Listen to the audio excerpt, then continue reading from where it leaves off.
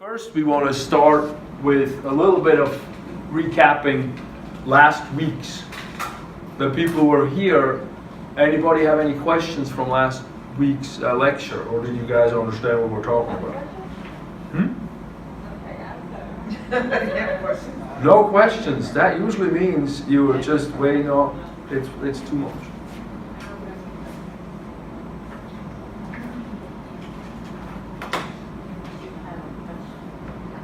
All right, so we're going to go briefly through it again because it is quite important for me to. The fundamentals are quite important. So what we talked about is the fact that the nervous system helps us understand what's going on the outside and on the inside of the environment. It controls everything. Every function of the cell is controlled by a nervous system. What that means, though, basically, that the nervous system talks to all nerves, muscles, and glands. That covers all these items. We talked about the central nervous system is made up of the brain and the spinal cord. That's sort of the integration center. It's kind of like a computer. And then we talked about that cables connecting the computer to the body and bring back information from the body. That will be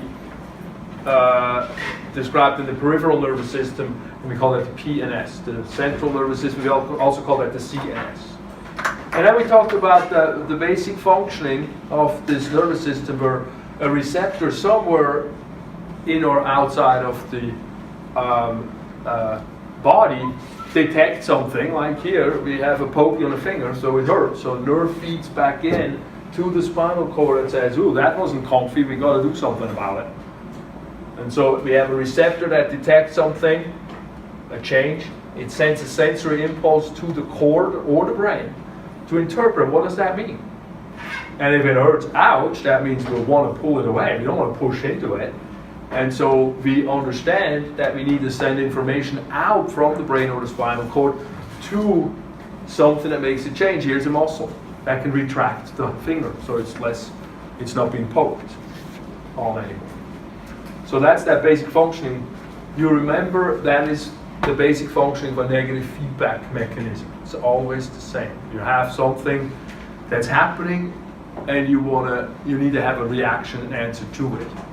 And if it's negative, it's usually here. If you get poked, you pull it away, that's the opposite. If it's too hot in the body, we get cold. We have the body create a cooling environment. We sweat, for example.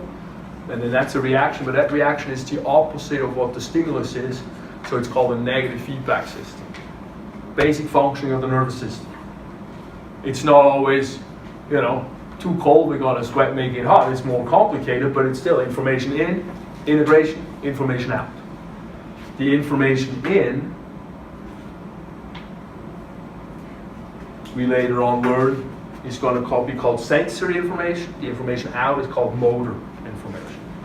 So it's input and output. And then these nerves, they all carry input and output information. So they're all mixed nerves, so to speak. And we'll have a slide on that. We did have one. But back to the physiology portion of it, we discussed that electricity runs the nervous system. Nervous system tissue is very reactive. It's excitable. So when you poke it, it does something. It actually shoots an electrical impulse. You feel that here. You hit your funny bone. You feel it in your pinky. That's excitable. If you just hit it over here, those cells don't do anything. You've got to hit the nerve cells and then you shoot it. And the communication is that electrical impulse, and you feel that shooting electricity on the funny bone. You know what I'm talking about, right? You hit it before, right? Otherwise, we have to question if you're alive. And that electricity, the fact that we have one wire extension to a cell that then the body talks to, makes this system very, very specific. One nerve goes to one cell, and it makes it very, very fast. It's electricity that shoots it. You just do that again, you see how fast it goes. The endocrine system, remember, that was sort of kind of the opposite in terms of specificity and quickness. The endocrine system secretes chemicals into the bloodstream and some receptors pick it up somewhere. in some ways that's very non-specific, it goes through the whole body. And it's a slow process. And you notice that when you drive down the freeway, somebody cuts you off, you swerve out, that's the nerves fast. And then half a minute later you get the jitters because it was just like too much for the system to take and you think you have too much coffee. That's the endocrine system, the adrenaline. When we further go look into the blue electricity, we're looking at charges. Charges are positives and negatives, the magnet stuff. Positive attracts negative, negative attracts positive. In the body, we have molecules that have a charge on it. Those are ions. Go back to the chemistry chapter to review ions if that's difficult. But that's the ones where one electron is taken or given. And so the cell, the ions, those atoms are unhappy. They are not quite satisfied. So they carry a charge. And that charge, moving that charge across the cell membrane creates a nerve impulse.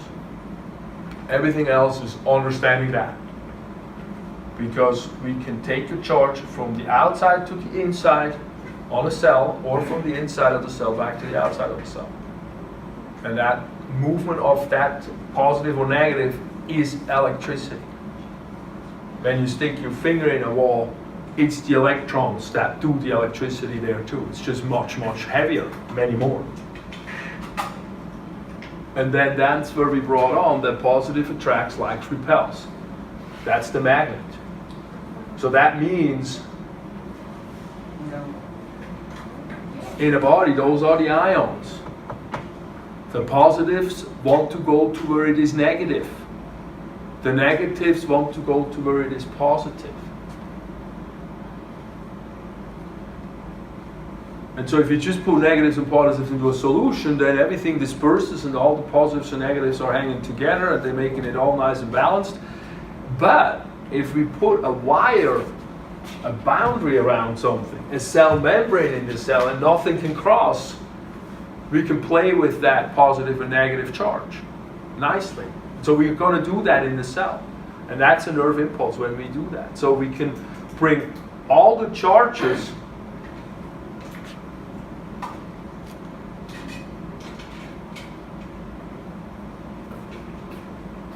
this is a cell membrane right here, we can not the charges, but the chemicals. We always have to move the chemicals to bring the charge with the chemical, because the chemical is attached to the charge. That's why they actually call all this an electrochemical event. In a body, you cannot just move the charge around. You got to have an atom that goes with it, and that's an ion. And so we have a lot of ions pushed, sodium ions, thus the Na is sodium, pushed to the outside of the cell. This is cell right here, cell membrane. So they cannot go through it by themselves. They can only go through it if we have a channel that lets them go through it. And we can have that channel be open or closed. But we need to actively establish and bring all of the sodiums, as many as we can, to the outside of the cell. And the potassiums, the Ks or potassiums, to the inside of the cell. And when we have that established, they call that a resting membrane potential. And they measure that. Voltage is when we take a probe on one side and the other side, what is the difference on the positives and the negatives? And when we do that right on the inside of the cell, right on the outside of the cell, we measure negative 70 millivolts on the inside, more or less. That's tiny. That's not really, that's not like when you touch and then you get shocked. That's like much less than that. That's like you're touching the screen there and you feel a little bit of a buzzy or so. That's what that is. It's that little. But it's enough for us to create a nerve impulse in the body. And so now we have this situation where we create this sort of normalized resting place where the cell is just sitting there waiting until something's going to happen. But we got more positives on the outside and more negatives on the inside, so they call that, measuring that is that voltage, they call that polarized. And what we're going to do now, we're going to open, if we want to shoot a nerve down, we're going to open channels that let all those sodiums that we just put onto the outside with this pump always going. This pump's always working. It's always working against the gradient. Remember that chemical gradient? The chemical gradient? When we establish a chemical gradient, it's like you take your bike and come up to the hill, very heavy work. But when you're on top, you can go down, no problem, easy. And it's fast. So it's a passive event. The nerve impulse is a passive event in that respect. And so once we have established that chemical gradient, now all we got to do when we want to shoot a nerve down, a nerve impulse down, like the funny bone, we got to open a channel that lets all the sodiums in. What happens when all the sodiums come in? They're all dragging a positive charge with them, and that comes into the cell, and that changes the voltage. That changes the measuring between the inside and the outside. And that is the message for the nerve that that's the electricity and we need to shoot that nerve down. They call that depolarized. And then at some point that electrical nerve shooting impulse is finished and we don't need to shoot it again. Once it's gone, it's gone. Because we also said later on a nerve impulse is a all or non-response. It's an event. It means it always goes the same strength. It might not go the same speed, but it always goes the same strength. So once I fire it, I can stop firing it. The body got the message that we fired a nerve. If I want to fire a stronger nerve, like if the voice is loud, the body just has to fire more nerve impulses right behind one another. And then the body understands, oh, that's a stronger impulse. But so every time we open these gates to get these sodiums in, to fire a nerve, to change the voltage, we will have to then undo that problem. And we have to first let the positives go back out of the cell to take the electricity change away and repolarize it to bring it back to this problem here, or to this situation. And to what? Bring it back up. Bring it back to being this situation where we have this voltage be like in the beginning, this change on the inside and the outside. When we say voltage, we could count how many are on the outside, how many are on the inside, and the difference is the voltage. So when it's polarized, it's basically balanced, so to speak. Yes, it's polarized, but that means it's balanced. Right, and then when the reaction happens because of the movement, the nerve, that means depolarized. Right, Okay. right. And the polarized is only normal because it's created with these. If we let these, if we stop these, these are going to start floating around and it ain't going to happen. That's why there's a resting. So it's not it's resting. Okay. That's why they use the word resting. It's like we're not firing it, but it has to be established. But it establishes slowly. It doesn't go fast. So it's not a nerve impulse that way. So when it's resting, it's in depolarization? When it's resting, it's just regularly polarized. Oh, it's polarized. And it says it's polarized because there's 70 millivolt more, or there's 70 different, more negatives on the inside than are positive on the outside. If we were to count them up. Okay. And we don't count them, we just measure with a measuring thing with this. They call that voltage. That's electricity stuff. That's why volts in voltage. So that's why it's so low, because when we touch it, we don't get shocked. Right. If the voltage would be very high, you get shocked. I mean, you can do it on, don't do it on low. But so that's the resting situation. And then we shoot a nerve impulse, and we need to change the electricity to shoot the nerve. But how do we do that? By moving chemicals with a charge on it. That's the only thing we can do. So since we have all these positive established ones on the outside, so many more sodiums on the outside than on the inside, if we open a gate, all the sodiums come right rushing in. And change the voltage by making it a little bit more positive just right there. And that's the nerve impulse. Right there. That's depolarization. The sodium rushing in. Sodium rushing in. Passively. Because the gate is open. You equate passive movements with fast. It's much faster to run downhill than going uphill. The active portion is establishing it all the time. Make sure we have it established. Okay? And so now, because now in this situation, when you did this, you have all the sodiums coming in, and now you got to take that positive charge back out. How the heck are you going to do that? The sodium ain't going to go nowhere. That's going to go very slow, because now the sodium potassium has to push it back out one by one, much too slow. But what we can do is we can take the potassium that's more concentrated on the inside of the cell, because it's been established that way with this pump. 2 go in, 3 go out. And so we can now take that positive again and move it to the outside of the cell and repolarize it. Establish this polarized state again. That's the means making it again, right?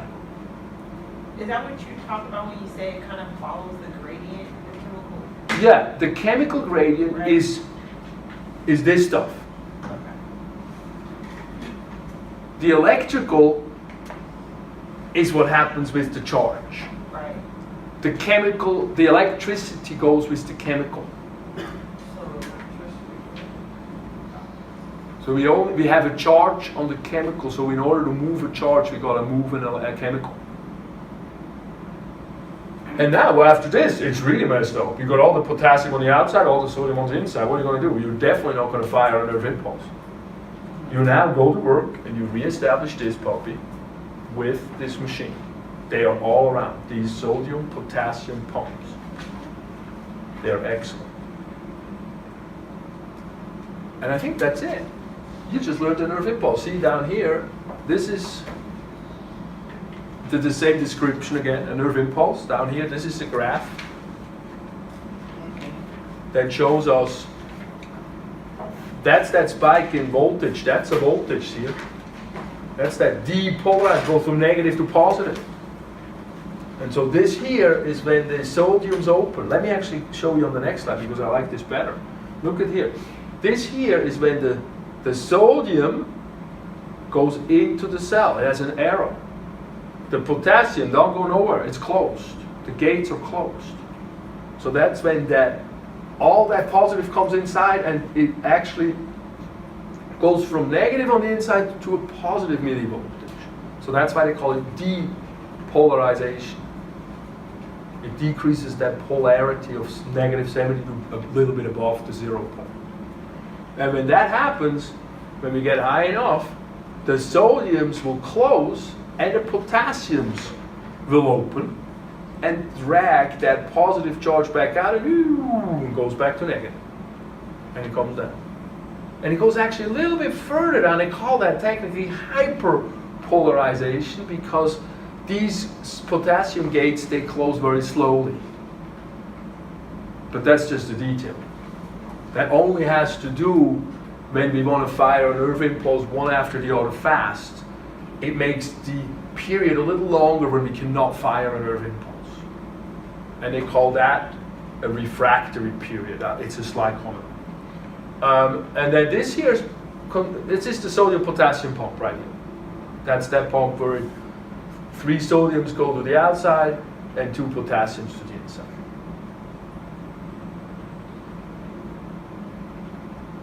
So that's that. This slide here talks about that in order for a nerve to want to fire this full nerve impulse, it has many other nerves talking to it, and some whisper, yes, fire, and other whispers, no, don't, no need. And in our brain, we're thinking about making a thought or understanding a concept. That's going on all the time in the head, and all of a sudden, that's why retrieval exercises are so great. You're thinking for something, and all of a sudden, all these inputs like, yeah, I think that's the right word, yeah, I think so. And then he says, oh yeah, okay, and then we shoot it and we speak it out. And so all these little voices are not full nerve impulses, they call them graded or local potentials because they're not, the channels, the sodium potassium channels here are voltage gated and they don't have this around here, so these voices, they just penetrate a little bit and then they dissipate. But right here in this area, when we decide in this area, that's the command center, we say, okay, fire, then it fires. And then we shoot it up. So that's why here you get little wiggles, little like, yeah, maybe, maybe not, maybe. Okay, that's it. It's the supraspinatus. And then your nerve makes a connection. And where was that connection? Because that gets us to the next set of slides already. Let's finish that up. Let's pick that back up in a moment. That thinking process, to making that thought. Okay? But let me explain you one more thing here. This slide talks about, I already mentioned it, that when we want to grade how loud a force is, for example, how loud a sound is, or how intense a force is, we cannot make a stronger action nerve impulse or action potential. That is always the same, what we just described. But we can make multiples after one another, and then the perceived integration, here's a contraction of a muscle, is stronger. The voice is louder. It's a matter of not firing a stronger nerve impulse, but firing more impulses one after another. So that's what that talks about. And this talks about the speed of a nerve impulse, and the speed is greatly determined by how thick a nerve fiber is, a wire, this nerve wire, and also if it has more insulation than just the cell membrane around it, which is more fat layers, more phospholipid bilayers, more less ability to have something that's water-loving, that's hydrophilic, cross it. An ion is not going to cross here. So what the nerve does, it's going to jump from one area where there is no of that fat to the next area where there's no such fat, and it speeds the nerve impulse up greatly instead of just going one after the other. So slow nerves don't have that, or have very little of this. Fast nerves have a lot of this fat layer.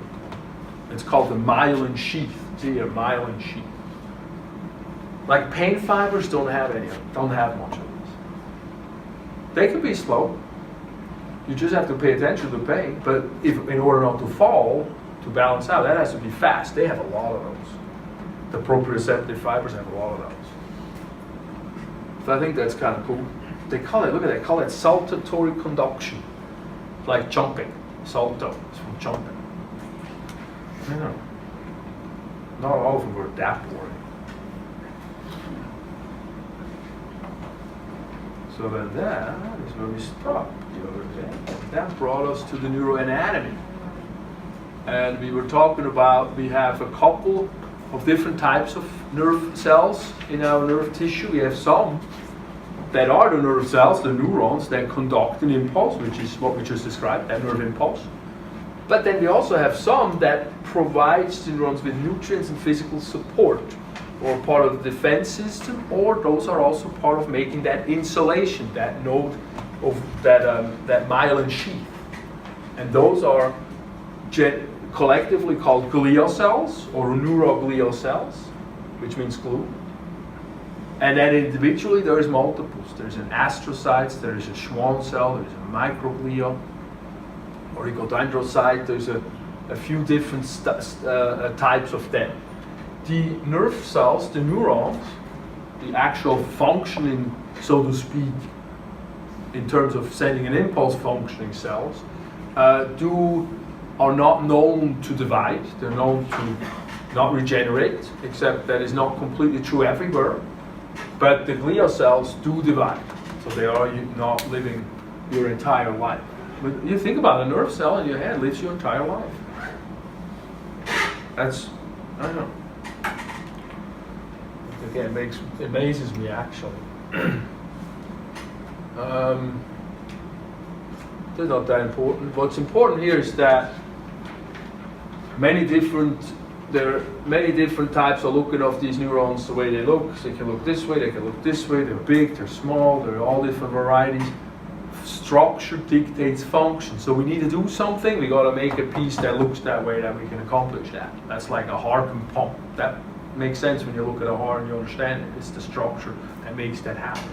Same in here. But the connection between neurons are done by synapses. So whenever you have a neuron, you will have a synapse that connects that neuron to the next either nerve, to a muscle, or to a gland. And a basic structure of a neuron looks like you have a cell body. They call that a pericardion or a soma, that's in the middle. A lot of different extensions.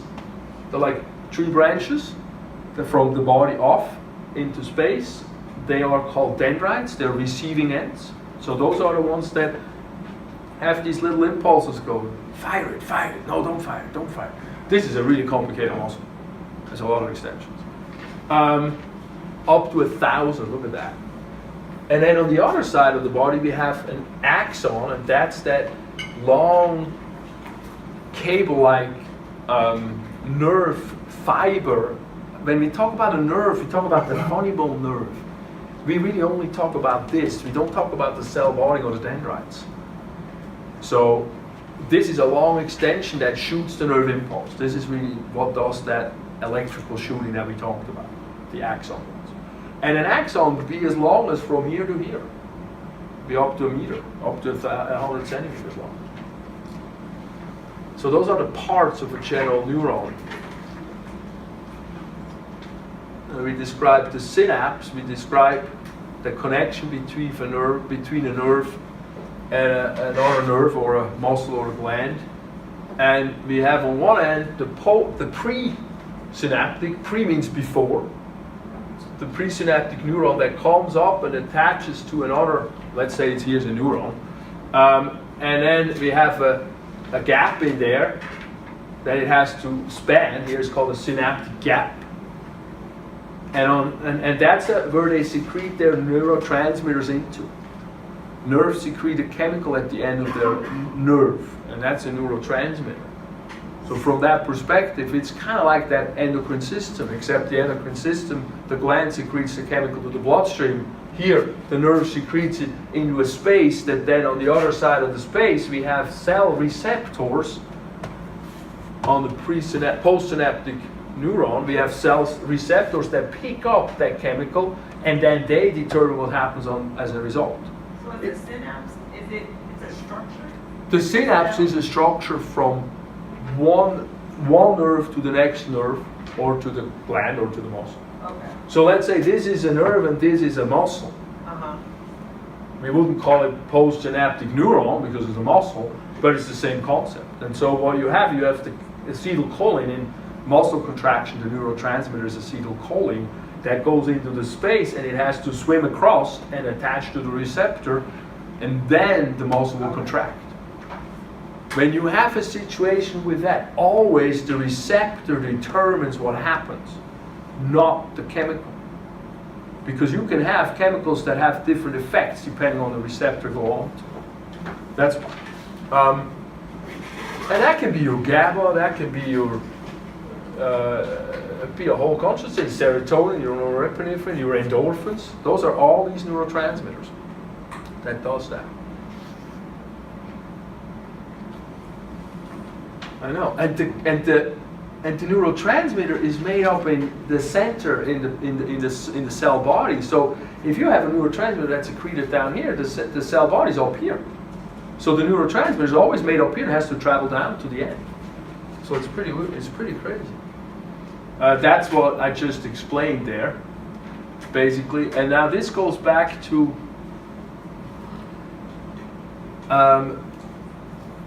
making those connections, making the firings, making all these little positives and negative voices going on to the neuron, and then at some point the neuron fires. And so the more you make that firing, the more you have that, is that really the right answer? Yeah, maybe, and then oh yeah, that was the right answer. The more you make that happen, the more you fire that pathway, and the neurons that fire together, they will wire and they make that stronger, that pathway. And so neurons, postsynaptic neurons, will feed back to presynaptic neurons and make what they call a reverberating circuit. And that's, if you understand that about neurology, you were understanding a heck of a lot about the brain.